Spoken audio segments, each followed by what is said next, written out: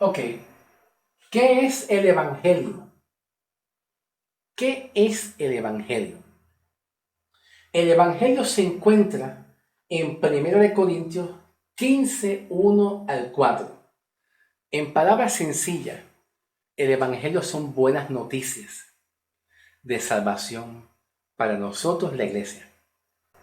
Primero, Pablo dice, Cristo murió. Cuando Pablo dice en 1 Corintios 15, del 1 al 4, en el versículo 3, comienza Pablo a decir, porque primeramente les hablo lo que yo recibí. ¿Recibí de quién? Pues de Cristo. Lo primero que Cristo le reveló a Pablo para los gentiles es, como Pablo dice en el versículo 3, lo primero que yo recibí de Cristo fue que Cristo murió por los pecados. Un pastor predica esto a la iglesia, pero no toda la iglesia entiende. Ah, sí, que murió por nuestro pecado. Qué bueno, qué bueno. ¿Y qué quiere decir eso? ¿Qué significa que Cristo murió por nuestros pecados? ¿Por qué?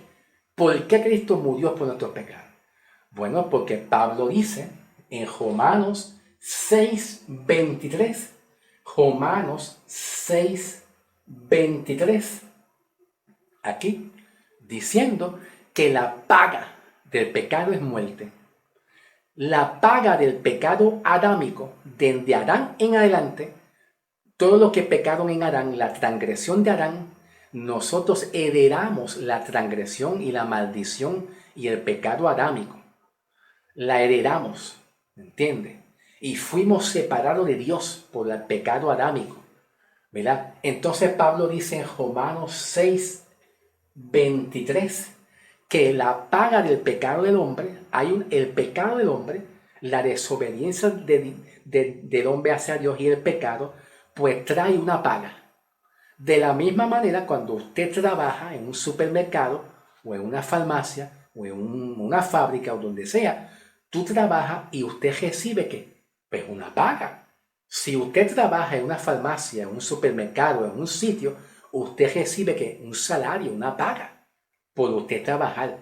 Pero Pablo hace referencia a Romanos 6:23, que la paga del pecado del hombre adámico en Adán en adelante, pues trae consecuencias, trae una paga. Y la paga viene siendo muerte. Dios dijo en Génesis, me arrepiento de haber creado al hombre, porque el hombre es carne, carne es. Entonces, desde Génesis en adelante, desde Adán en adelante, el hombre recibió una paga de parte de Dios y es muerte. Entonces la paga era separación de Dios. Ya Dios no te ve a ti santo y justo y con buenos ojos. Con buenos ojos, no te ve justo y santo. Y te ve separado de Él. Vela separado. Entonces el hombre está muerto en pecado y en delito, como dice Pablo en Efesios 2, 1 y 2. Muerto en pecado y en delito, separado. Su espíritu está muerto. Y un espíritu muerto no tiene vida para él, no responde el espíritu muerto del hombre, muerto en pecado y en delito por las transgresiones de Adán, pues no puede responder a Dios. No responde, Dios le habla, Dios, mira, ah, y no, el hombre no oye, no responde porque está muerto espiritualmente. Tiene que venir Cristo con el Zoé. Zoé. En el griego viene siendo Zoé. Zoé, que significa vida. Cristo te dio la vida aún por encima de tu pecado. Cristo nos dio vida a nosotros ya de acuerdo a un llamamiento. De acuerdo a un llamamiento, mira, yo a fulano y a fulano le di vida. Antes de que fulano naciera, ya yo lo marqué con el Zoé de Cristo, le di vida. Lo llamé con un llamamiento para ser salvo. Que Pablo le llama a eso la predestinación. Predestinación. Fuimos predestinados para un llamamiento especial, conforme a los llamados, no a todos. Dios nos llamó a todos, ¿ok? Entonces recibimos el Zoé allá arriba. Pero había que esperar el tiempo de Cristo, había que esperar el tiempo de Dios, a que nosotros recibiéramos este Zoé. Pero ya el Zoé estaba ya hecho. El Zoé estaba hecho, ya estaba creado por Dios. Falta el tiempo de Dios, Kairos, para recibirlo. Pero ya está hecho. Las promesas de Dios son irrevocables, no tienen regreso. Dios nunca se arrepintió de haberte llamado. Entonces, ¿qué significa Cristo murió por tus pecados? ¿Por qué Pablo habla esto? Pues significa que la paga de tu pecado era la muerte. Y la muerte espiritual y la muerte física. Muerte espiritual y física también. Dios rechazó al hombre.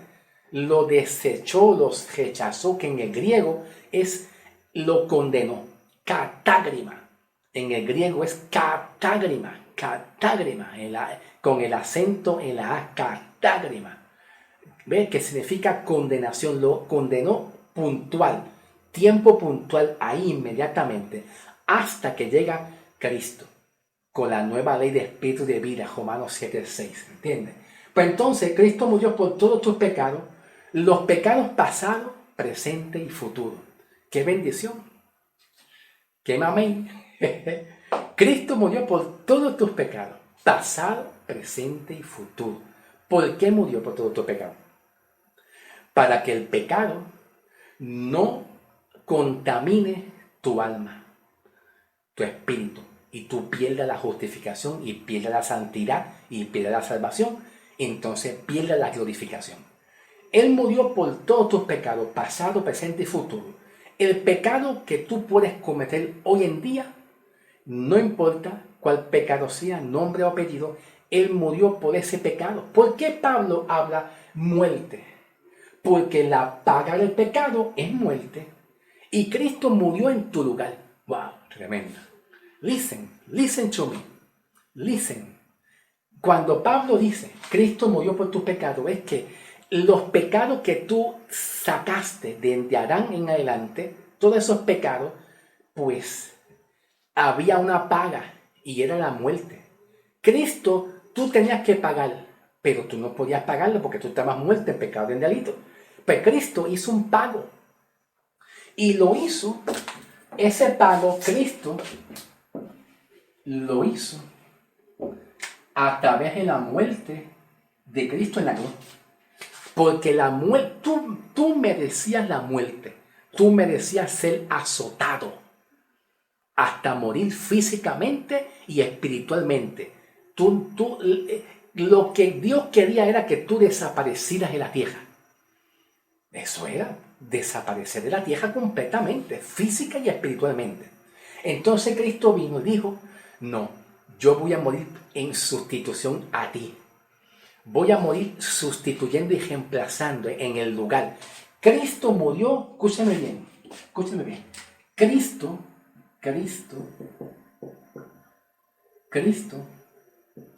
murió en tu lugar. ¿Ve? En tu lugar. Jesús dijo, no. Yo muero en lugar por todos los pecadores. Yo muero. Que me lleven arrestado, dijo Jesús. Tú, Jesús, Judas, tú, fulano, llévame arrestado a media madrugada, de noche, como sea, y a morir en la cruz del Calvario, y dame los latigazos. Porque los latigazos y los golpes que recibió Jesús eran los latigazos y golpes que tú merecías tener por cada pecado. Imagínate, son millones de pecados. Son cientos y millones de pecados y maldiciones que tú recibiste por el pecado adámico. Pues entonces tú tienes que recibir cientos y miles de azotes y cantazos y de golpes y de castigo. De castigo. El castigo de vuestra paz cayó ¿sobre quién? Sobre Cristo. Sobre Cristo. El castigo que todo el mundo teníamos que recibir, judíos o no judíos, cayó sobre Cristo. Las vituperaciones cayeron sobre Cristo. Las afrentas cayeron sobre Cristo. El oprobio, la vergüenza, el bochorno, ¿verdad? Me siento abochornado en oprobio. Cayó sobre Cristo. Tú no te tienes que sentir abochornada ni abochornado. ¿De qué?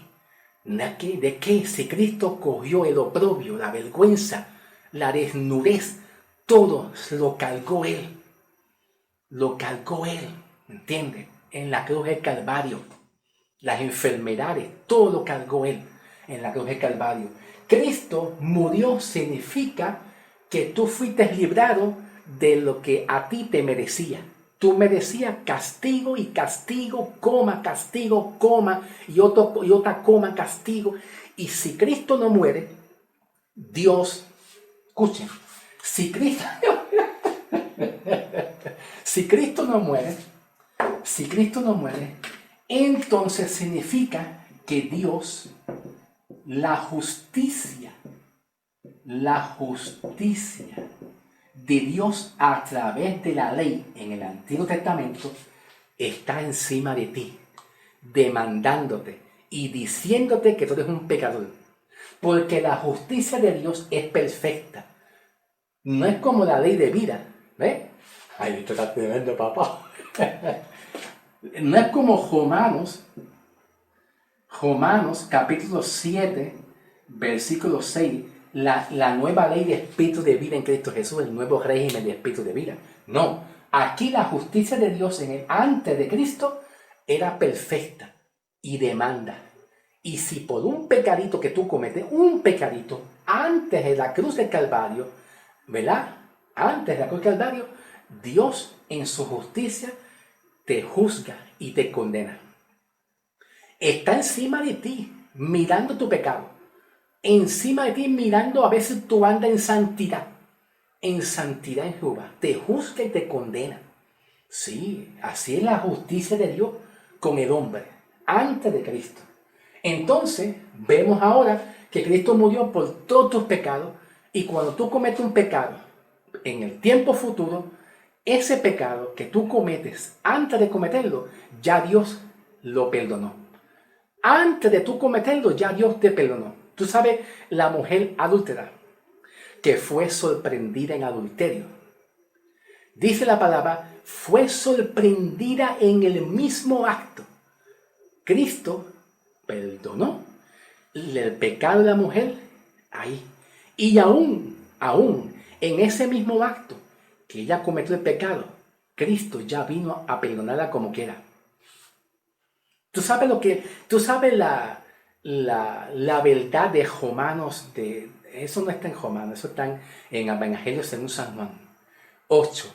Evangelio según San Juan 8, 1 en adelante. El misterio y la revelación que se esconde en Evangelio según San Juan 8, 1 en adelante, en referencia a la mujer adúltera. Tú sabes el misterio que se esconde ahí, que nosotros, de la manera que Cristo perdonó a esa mujer y que los fariseos judíos lo acusaron y dijeron, hemos visto a una mujer cometer adulterio en el mismo acto.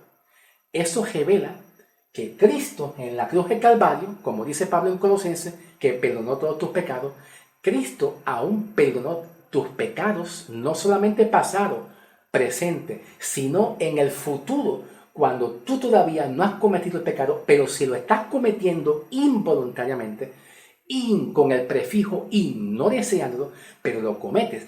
Aún tú cometiendo un pecado, en el acto, en ese mismo acto, ya Cristo perdonó tu pecado.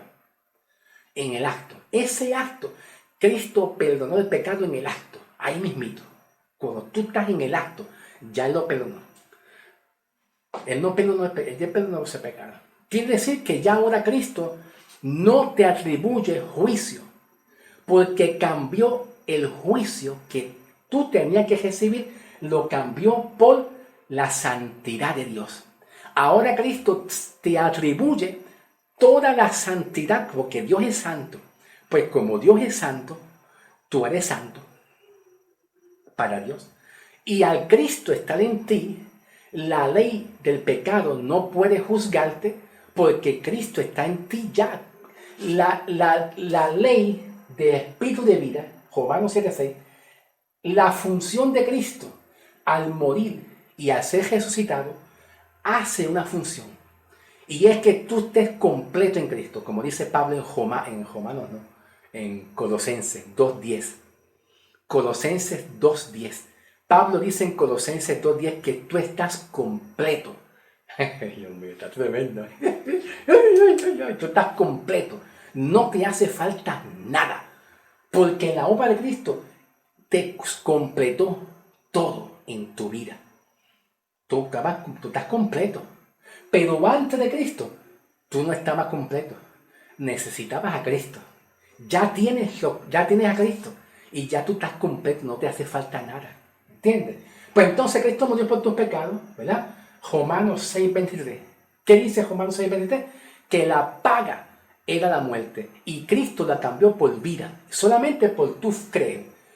Y la promesa está en tu creer.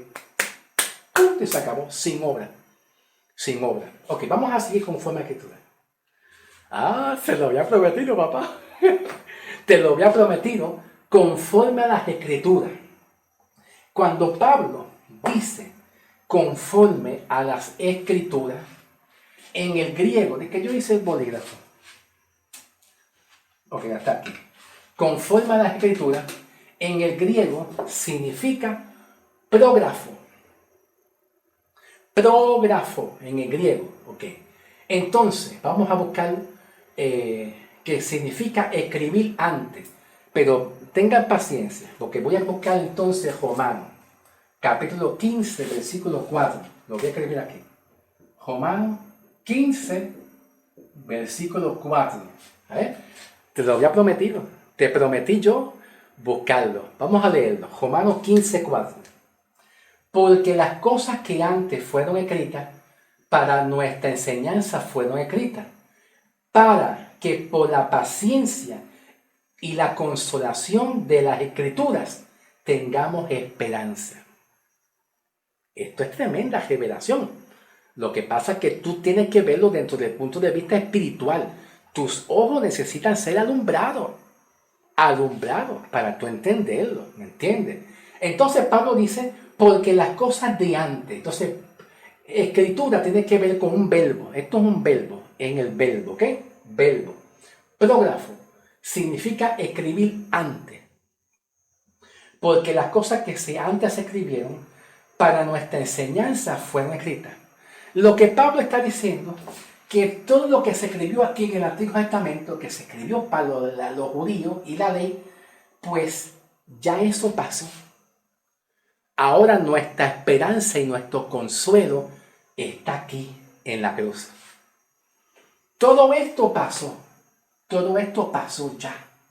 Ahora Pablo, por revelación de Cristo, trae algo nuevo, una esperanza, un evangelio, un mensaje a través de la sangre de Cristo para ser sellado y que nos puede dar esperanza y consolación para nosotros.